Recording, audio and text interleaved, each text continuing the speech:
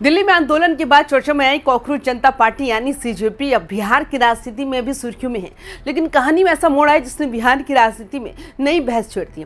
तेज प्रताप यादव ने खुलेआम सीजेपी के संस्थापक अभिजीत दीपके को बिहार आने का न्योता दिया, लेकिन सीजेपी के तेज प्रताप के इस प्रस्ताव को सार्वजनिक रूप से ठुकरा दिया। दूसरी तरफ प्रशांत किशोर ने कहा है कि अगर सीजेपी बिहार आती है तो उनका स्वागत होगा, लेकिन सीजेपी ने इस प्रस्ताव पर भी कोई सार्वजनिक प्रतिक्रिया नहीं दी। तो क्या सीजेपी बिहार आना चाहती है, लेकिन बिहार के नेताओं से दूरी बनाकर? क्या सीजेपी खुद को किसी राजनीतिक दल से जोड़ने के बजाय सीधे छात्रों और जनता के मुद्दों पर काम करना चाहती है? आज की इस रिपोर्ट में पूरे घटनाक्रम को तथ्यों के आधार पर समझेंगे। वीडियो का अंत तक जरूर देखिएगा, क्योंकि कहानी सिर्फ एक इन्विटेशन की नहीं है, बल्कि बिहार की बदलती राजनीतिक रणनीति की भी है। नमस्कार, आप देख रहे हैं YBN बिहार झारखंड। मैं हूं आपके साथ मुदिता त्रिपाठी। दिल्ली में नीट और शिक्षा से जुड़े मुद्दों पर हुए आंदोलन के बाद सीजेपी राष्ट्रीय स्तर पर चर्चा में आई।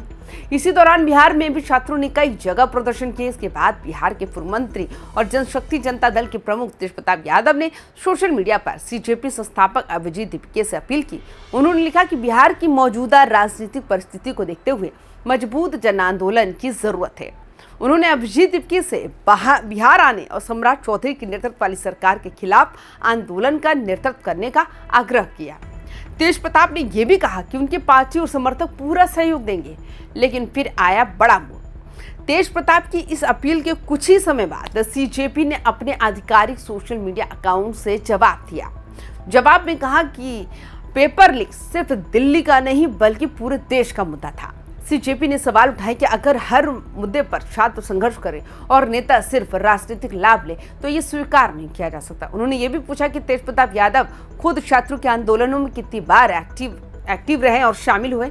साथ ही कहा गया कि जरूरत पड़ने पर बिहार के छात्रों के लिए आवाज उठाई जाएगी। इस पूरे घटनाक्रम में एक बात तो साफ दिखाई देती है, सीजेपी ने बिहार आने से इनकार तो नहीं किया, लेकिन तेज प्रताप यादव के राजनीतिक निमंत्रण को स्वीकार भी नहीं किया। यानी सीजेपी का संदेश स्पष्ट है कि वो अपनी राजनीतिक स्वतंत्रता बनाए रखना चाहती है और किसी दल विशेष के मन से खुद को नहीं जोड़ना चाहती।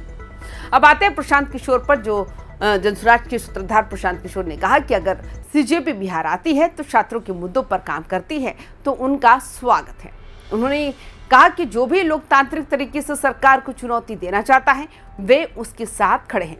लेकिन प्रशांत किशोर के स्वागत वाले बयान पर सीजेपी की ओर से कोई आधिकारिक प्रतिक्रिया सामने नहीं आई। यही वजह है कि राजनीतिक गलियारों में इस बात की चर्चा जरूर है, लेकिन किसी निष्कर्ष पर पहुंचना अभी जल्दबाजी होगी। बिहार की राजनीति में इसका मतलब क्या है? अब सवाल उठता है, क्या बिहार में कोई नया सामाजिक या छात्र आधारित आंदोलन आकार ले रहा है? क्या पारंपरिक राजनीतिक दलों से अलग रहने की जो रणनीति अपनाई जा रही है, या फिर ये सिर्फ एक मुद्दा आधारित अभियान है?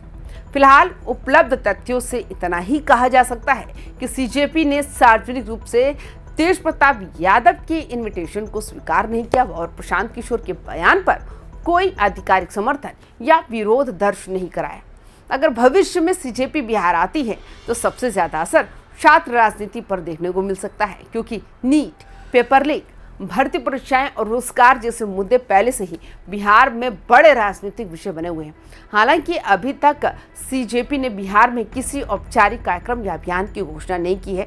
तो फिलहाल तस्वीर यही है, सीजेपी ने बिहार आने का जो दरवाजा है वो बंद नहीं किया है, लेकिन बिहार के नेताओं के राजनीतिक निमंत्रण से दूरी बनाते हुए दिखाई दी है। तेज प्रताप यादव को सार्वजनिक रूप से जवाब मिला। प्रशांत किशोर के स्वागत वाले बयान पर फिलहाल सन्नाटा है। अब सबकी नजरें इस बात पर होगी कि क्या सीजेपी आने वाले दिनों में बिहार में कोई औपचारिक कार्यक्रम घोषित करती है या नहीं। आपकी क्या राय है और आपको क्या लगता है, क्या सीजेपी को बिहार की राजनीति से दूरी बनाकर सिर्फ छात्रों के मुद्दों पर काम करना चाहिए या फिर किसी राजनीतिक दल के साथ मिलकर आंदोलन करना चाहिए? अपनी राय कमेंट बॉक्स में जरूर लिखिए। अगर वीडियो पसंद आए तो वीडियो को लाइक और शेयर जरूर करें और तमाम खबरों के लिए देखते रहिए YBN बिहार झारखंड। नमस्कार।